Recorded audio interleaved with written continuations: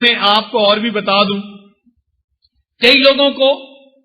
عملیات کی تعویذوں کا بڑا شوق ہوتا ہے، بات بات پہ تعویذ، بلکہ اکثر تعویذ 75% ہوتے ہیں رزق کی تنگی کے۔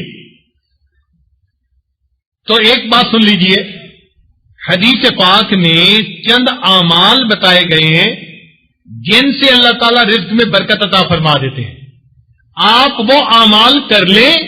آپ کو کسی تعویذ اور عمل کی ضرورت نہیں پڑے گی۔ صرف گنوا دیتا ہوں، استغفار سے رزق میں اللہ تعالیٰ وسعت عطا فرماتے ہیں، کثرت عبادت سے رزق میں وسعت عطا فرماتے ہیں، حج کرنے سے رزق میں برکت عطا فرماتے ہیں، کثرت عمرہ کرنے سے اللہ تعالیٰ رزق میں وسعت عطا فرماتے ہیں، صدقہ کرنے سے اللہ تعالیٰ وسعت عطا فرماتے ہیں، کمزوروں کے ساتھ احسان کا سلوک کرنے پر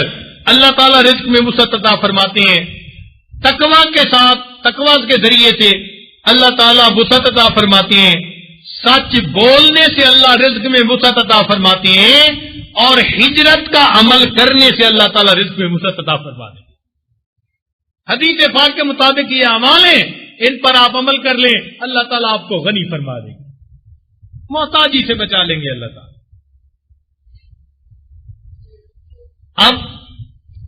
عنوان کے اوپر ہم نے تقریباً ہر زاویے سے روشنی ڈالی۔